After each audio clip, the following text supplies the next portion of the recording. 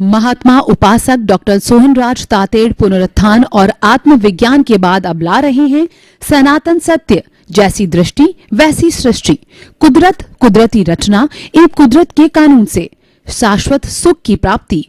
Log in करें www.drsohanrajtated.com, YouTube channel doctor Sohanraj Tated, play store से download करें mobile app doctor Sohanraj Tated. चंदेषु निम्मलयरा आईचेषु अय्यं पयासैरा सागरवर गंभीरा सिद्धा सिद्धिं मम दिशन्तु सिद्धा सिद्धिं मम दिशन्तु।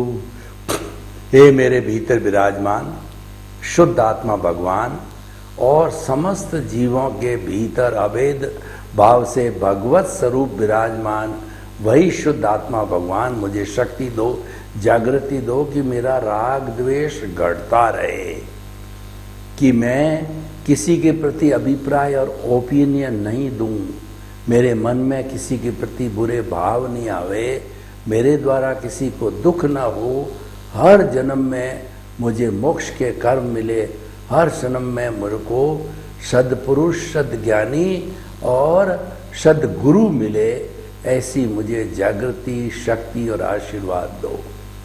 भाई और बहनों, मातृशक्ति को नमन। आज का हमारा बहुत सुंदर विषय है, सुख का वास कहाँ है। पहले हमें ये परिभाषित करना पड़ेगा कि सुख किसे कहते हैं और सुख की प्रतिरोधात्मक शक्ति प्रतिपक्ष है, वह दुख किसे कहते हैं। देखिए, वैसे तो सुख और दुख दोनों हमारे अध्यात्म विज्ञान के अनुसार, दृष्टि विज्ञान के अनुसार दोनों भ्रांतियां हैं। सुख और दुख का कोई अस्तित्व नहीं है। अपने स्वभाव में रमण करना, यानी हमारे स्वभाव की जो मूल लक्षण है वह अनंत सुख का लक्षण है कि उसके बाद में कोई दुख आता ही नहीं है। वो तो लक्षण स्वरूप हमारा भीतर है ही है, वो तो हमारा गुण है ही है। लेकिन ये सुख और दुख जो टेम्परेरी होते हैं, ये आरोपित होने के कारण ये काल्पनिक है। हमारे रिलेटिव जगत में कहिए, रिलेटिव पुरुषार्थ में कहिए, व्यवहार जगत में कहिए कि जब कभी भी हमारे पुण्योदय होता है, यानी कि हमारे कोई लाभकारी प्रवृत्ति होती, उदाहरण के तौर पर हमको व्यापार में 1 लाख रुपए का फायदा हो गया, तो हम सुख की अनुभूति करते हैं। हमको अच्छा भोजन मिल गया तो हम सुख की अनुभूति करते हैं। अच्छे नए कपड़े पहने हुए होते हैं तो सुख की अनुभूति करते हैं, और नया घर मिलता है तो सुख की अनुभूति करते हैं। तो ये सुख की अनुभूति होती है। और उसके विरुद्ध जब हमारा उदय और प्रारब्ध जो है पापोदय के रूप में होता है, तो हम दुख की अनुभूति करते हैं, हम निराश होते हैं, डिप्रेशन के अंदर जाते हैं और हमको अच्छा फील नहीं होता है, वो दुख की अनुभूति होती है। और व्यक्ति के जीवन के अंदर पुण्योदय पापोदय प्रारब्ध उदय हर क्षण चलता रहता है। कभी लंबे समय तक भी रहता है, कभी शॉर्ट पीरियड में भी होता है। यानी हम सुख और दुख के पलड़े के अंदर जीवन भर जो है झूलते रहते हैं। लेकिन ये सब काल्पनिक चीजें हैं, ये सब मान्यताएं। कैसे मान्यता मैं आपको बताना चाहता हूं कि मान लीजिए कि हम किसी मंदिर से बाहर आ रहे हैं, तो मंदिर से बाहर आने पर हमने 10 रुपए का नोट एक किसी भिखारी को दिया, तो वो अपने आप को सुखी और प्रसन्न फील करने लग गया। सुख, प्रसन्नता, आनंद ये जुड़े हुए हैं। वो सुख की अनुभूति करने लग गया। और उसके बाद में कोई वेल टू डू व्यक्ति पास में से गया और उसको हमने 10 रुपए का ऑफर किया, तो जो है वो उसमें कष्ट महसूस करता है, इंसल्ट महसूस करता है, दुख की अनुभूति करता है। चीज वही एक ही है, लेकिन एक के लिए सुख है और एक के लिए दुख है। मान लीजिए किसी को डायबिटीज़ हुई होती है और मीठे खाने की उसकी आदत है, मीठे खा लेता है तो कितना दुख भुगतता है आप जान सकते हो। डायबिटीज़ बहुत ज़्यादा बढ़ जाती है। और कोई बिना डायबिटीज़ वाला है वह खाता है तो कोई ज़्यादा दिक्कत भी नहीं आती, उसमें वो सुख की अनुभूति करता है। तो सुख और दुख के हर एक के पैरामीटर अलग अलग है। ये कोई स्थायी तत्व नहीं है जो कि हम मान के चलें कि ऐसा करने से हो गया। लेकिन हमारे व्यवहार जगत में उदय और प्रारब्ध के अधीन, क्योंकि हमारा जो जीवन है जन्म से मृत्यु तक का जो पीरियड है वह कुदरत के अधीन है। वो कुदरत की रचना कुदरत के कानून से चलता, उसमें कुदरत के नियम लागू होते हैं। कुदरत भी उसकी क्रिएटर, ऑपरेटर और डिस्ट्रॉयर होती है। और वही हर क्षण जैसे जैसे फिल्म हम पीछे से लेके आए हैं वो फिल्म खुलती रहती है। मन वचन काया की जो बैटरी है हम चार्ज करके पिछले जन्म से लेके आए हैं। पिछले जन्म से जैसे जैसे हमने भाव कर्म किए, कॉजेज डाले हैं, इस जन्म में वो द्रव्य कर्म रूप में हमको जो है उदय और प्रारब्ध के अनुसार रिजल्ट देते रहते हैं। कहने का मतलब पिछला जन्म जो चार्ज का समय था वो हमारा एग्जामिनेशन था, और इस जन्म में वही चार्ज जब डिस्चार्ज बनता है तो ये हमारे रिजल्ट का समय होता है।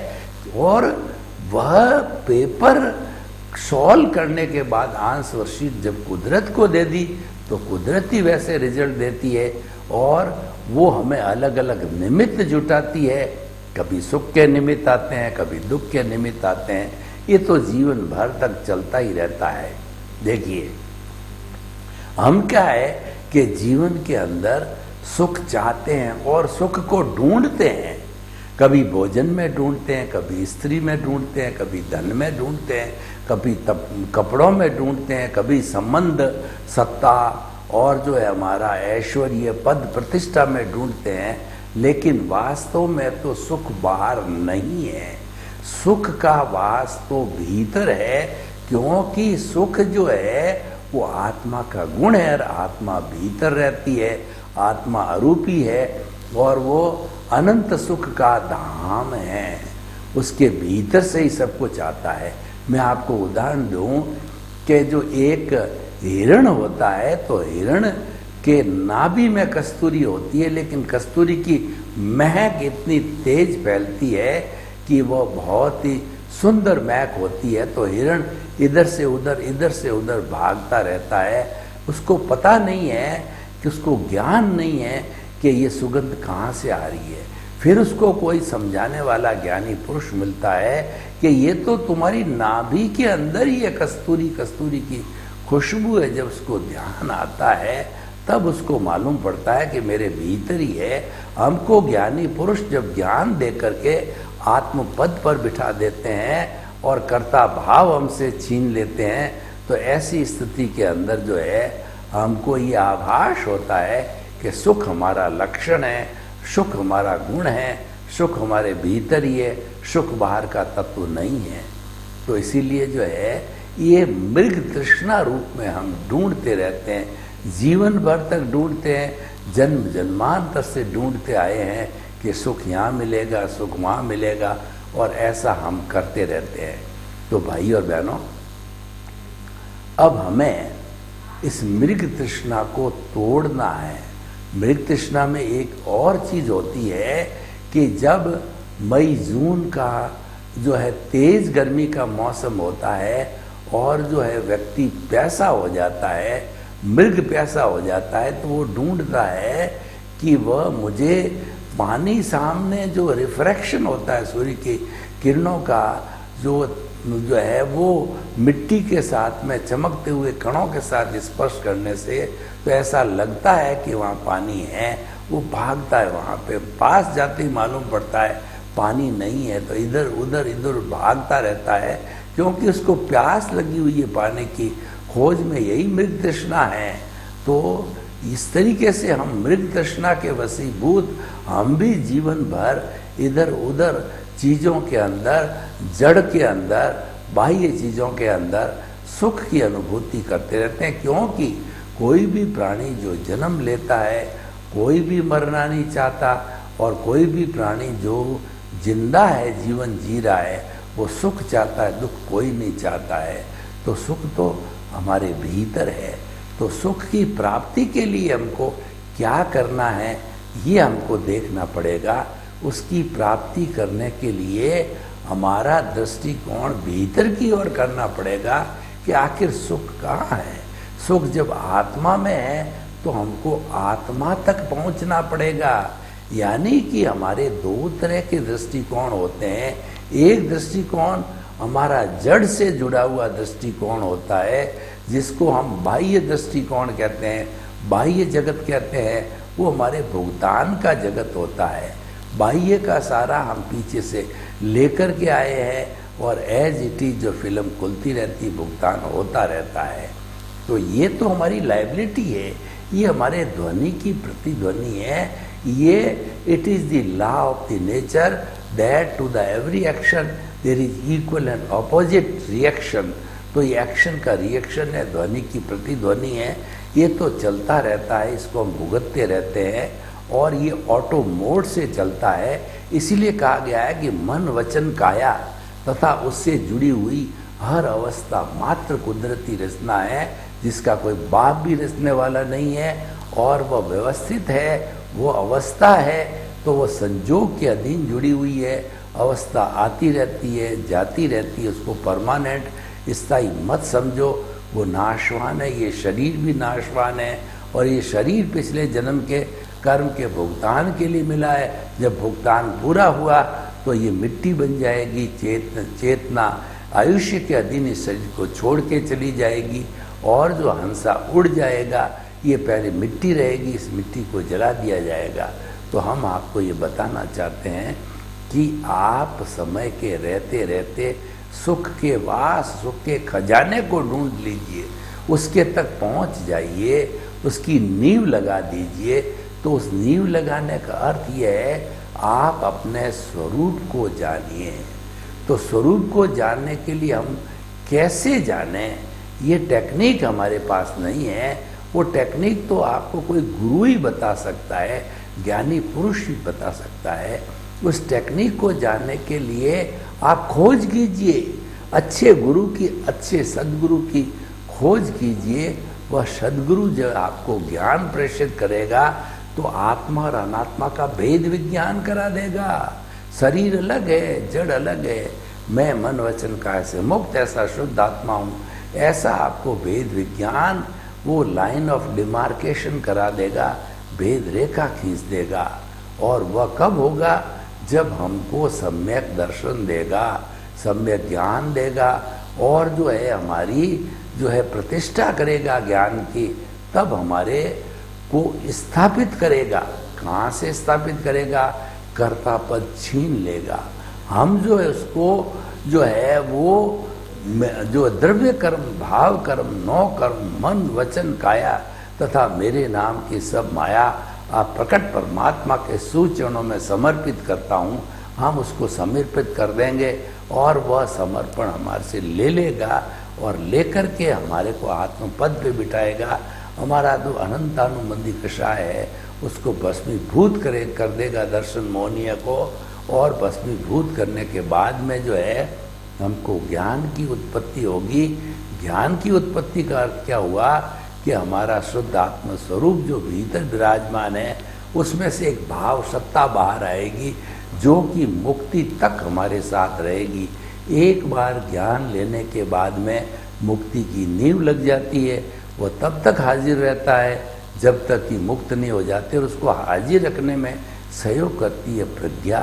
प्रज्ञा मोक्ष की प्रतिनिधि है, वह कभी भी आपको अज्ञा में जाने नहीं देती। टू एयर इज ह्यूमन, मनुष्य गलती का पुतला है। जो हमारा उदय चल रहा है, जो उदय और प्रारब्ध, इसका भी फोर्स कम नहीं होता है।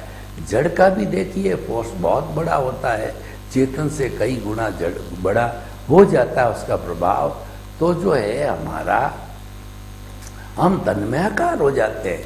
हम उदय और प्रारब्ध चल रहा है, राग द्वेष के साथ तन्मयाकार होकर के, और उसको मल्टीप्लाई करने लग जाते हैं। परंतु ज्ञान की हमारे पर पाबंदी है, ज्ञान की हमारे पर जो है कृपा है, तो उस ज्ञान की वजह से हम पाबंद होकर के तुरंत लौट के आ जाएंगे। हमको प्रज्ञा जागृत करेगी कि भाई वो रास्ता तो जो है तुम्हारे बहिरात्मा का है, तुम तो छोड़ दे चुके हो, तुम्हारे पास में कर्ता पद है ही नहीं है, वो तो कर्ता पद का रास्ता है। जब तुम्हारा पद ही हट गया तो तुम कैसे वहां पर जा रहे हो?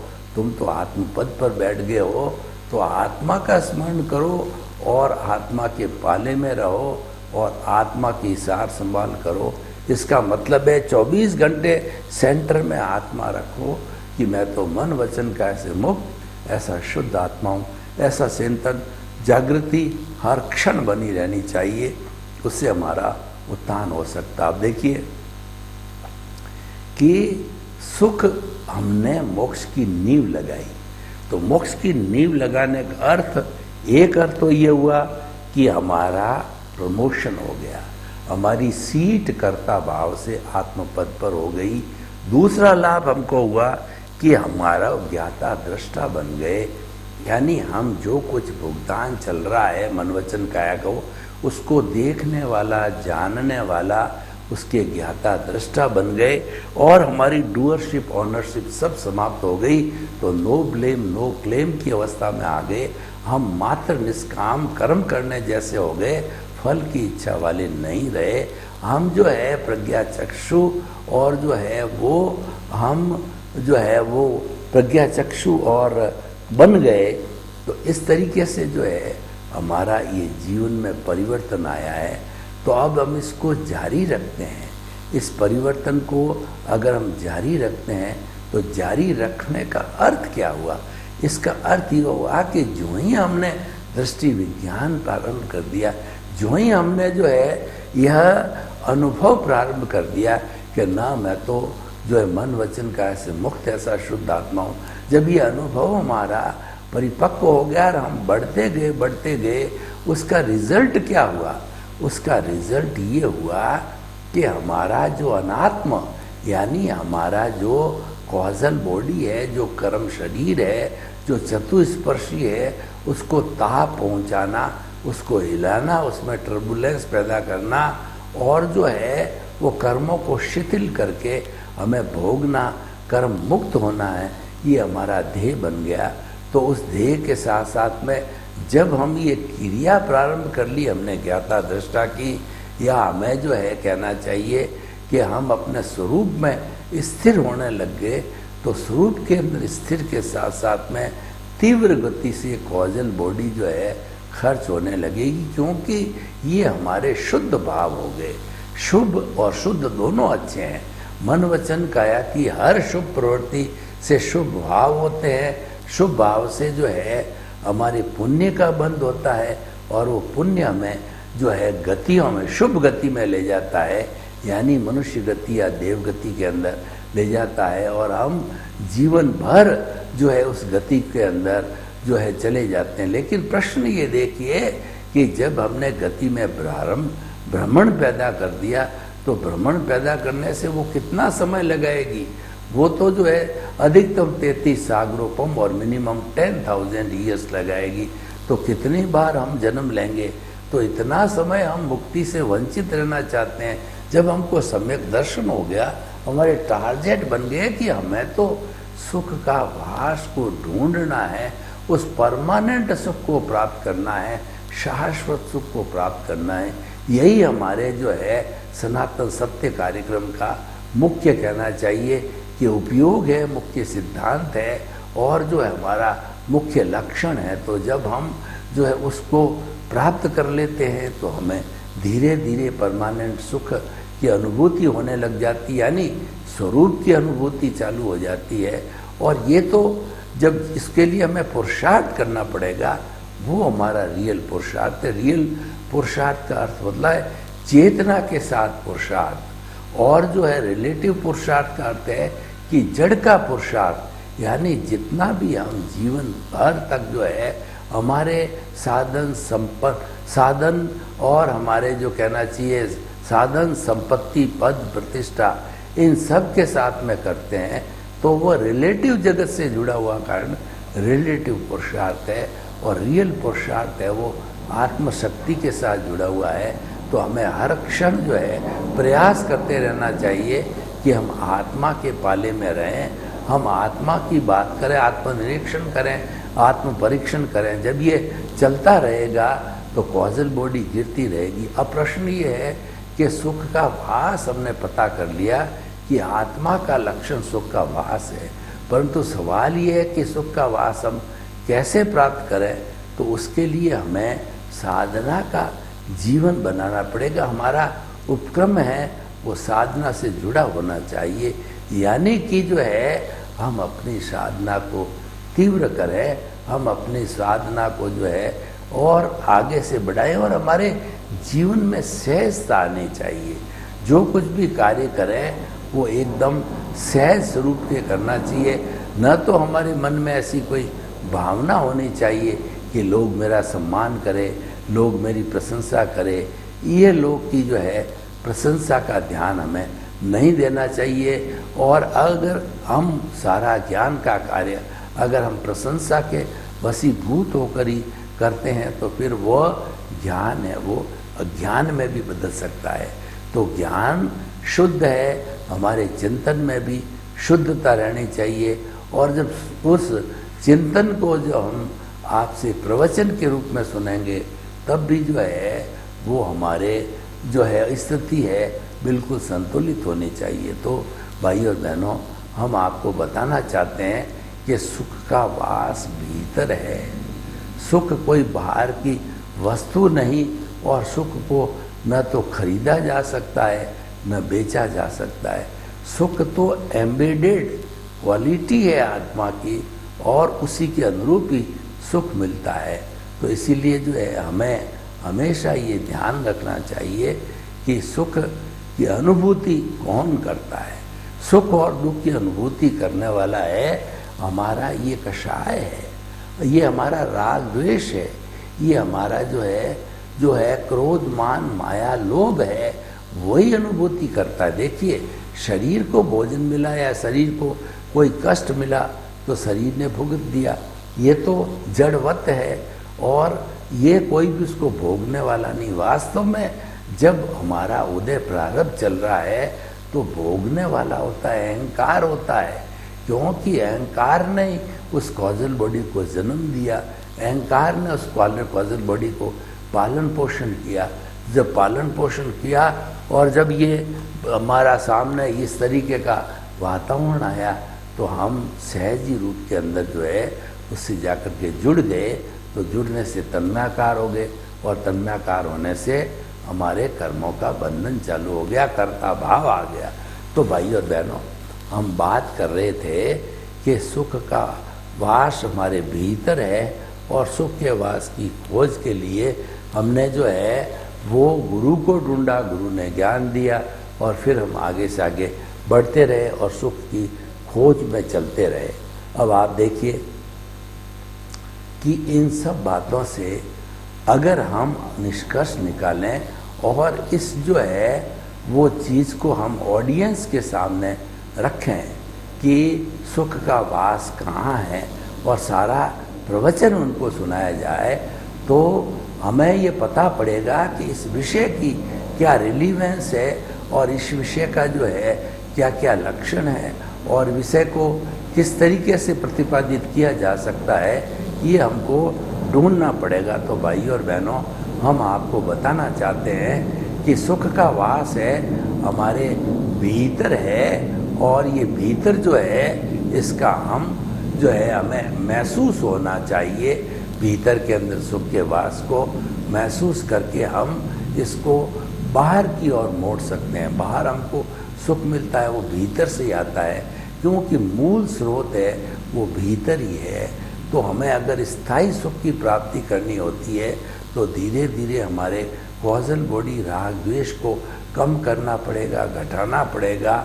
और ये आप हमेशा मान के चलिए कि बाहर जो हम सुख ढूंढते हैं, सुख मिलता है, वो बिल्कुल एब्सोल्यूट टेम्परेरी है।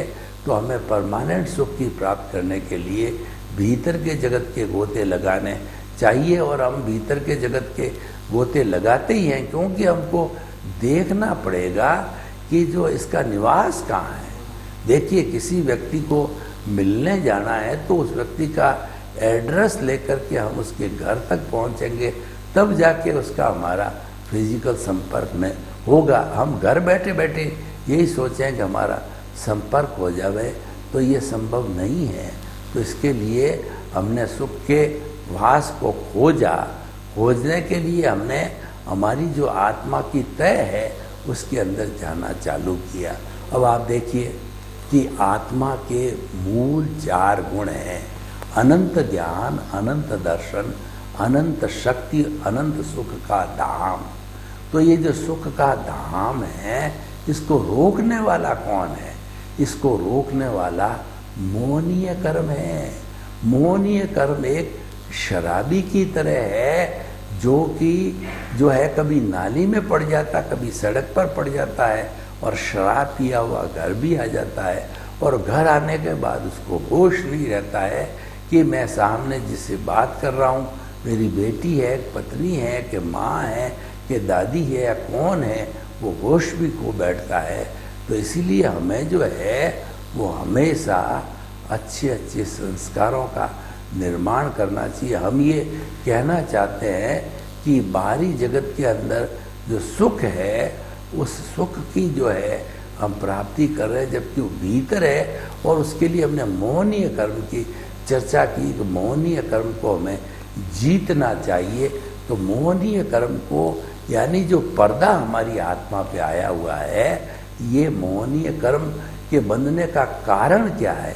ये कारण ये है कि हमारे संसार में जितने भी जीवित प्राणी होते हैं, उनको कष्ट देना किसी भी तरीके से, उनके अगर एक इंद्रिय वाले भी है तो उनको मारना, पीटना, सेंधना और जो है उनके टुकड़े करना, ये सारा जो है केंद्रीय जीवों को भी वही कष्ट होता है। तो हम ये बताना चाहते हैं आपको कि ये जो हम किसी को जितना जितना कष्ट देते हैं, वो सारा का सारा कष्ट जो है वो इकट्ठा होता है भाव कर्मों के रूप में, और अगले जन्म में वो कुदरत हमको रिजल्ट के रूप में निमित्त जुटा करके वो सारा कष्ट देती है। तो हमें सुख का धाम प्राप्त करने के लिए आत्मा के ऊपर जो हमारा ज्ञानावरणीय कर्म, जो कि ज्ञान को रोकता है, इसके आने से आँख पर पट्टी बांधने के समान है कि आँख के ऊपर जो है ज्ञानावरणीय कर्म के कारण पट्टी आ जाती। इसको पट्टी को हमें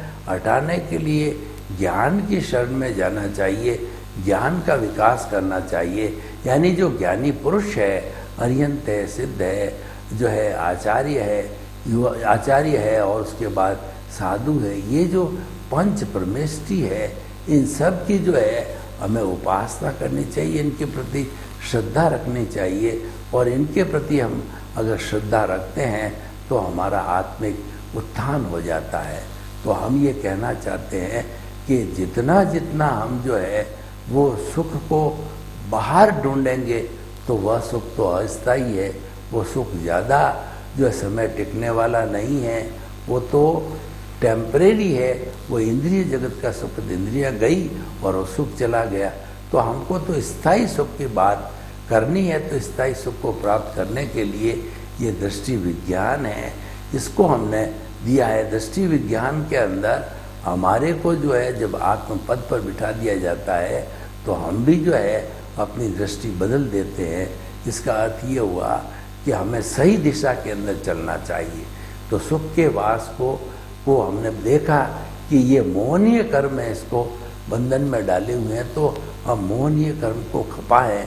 और उसके बाद में ज्ञान का आवरण है, वो ज्ञानावरणीय कर्म कहलाता है। दर्शन का आवरण है, वो दर्शनावरणीय कर्म कहलाता है। और जो इन तीनों के अंदर किसी समय में रुकावट आने वाली है, वो अंतराय कर्म होता है। तो ये तीनों जब कटते हैं तो अंतराय तो ऑटोमेटिकली टूट जाती है। इन तीनों का जो है बार बार ब्रॉड फॉरवर्ड होता रहता है। तो हमें जो है ज्ञानावरणीय, दर्शनावरणीय और मोहनीय कर्म को हटाने का पूरा प्रयास करना चाहिए। इसकी विधि है, उस विधि के अनुसार अगर हम प्रयास करते रहेंगे तो हमारे जो है ये सारा कर्मों का बंधन है वो कर्मों का बंधन हमारे रुक जाएगा। तो आप जो है हमेशा अपने जीवन में सुख के निवास को भीतर की ओर समझें, बाहर की ओर प्रकट नहीं होने दें। सर्वे भवन्तु सुखिनः, सर्वे सन्तु निरामया। लोक के सब जीवों को सुख मिले, शांति मिले, आनंद मिले, प्रेम मिले, सौहार्द मिले और सभी मिलकर के वसुधैव कुटुम्बकम की आराधना करें। आपके प्रति मंगल भावना। ओम शांति। महात्मा उपासक डॉक्टर सोहनराज तातेड़ पुनरुत्थान और आत्मविज्ञान के बाद अब ला रहे हैं सनातन सत्य, जैसी दृष्टि वैसी सृष्टि, कुदरत, कुदरती रचना एवं कुदरत के कानून से शाश्वत सुख की प्राप्ति। लॉग इन करें www.drsohanrajtated.com। YouTube channel doctor Sohanraj Tated, play store से डाउनलोड करें mobile app doctor Sohanraj Tated.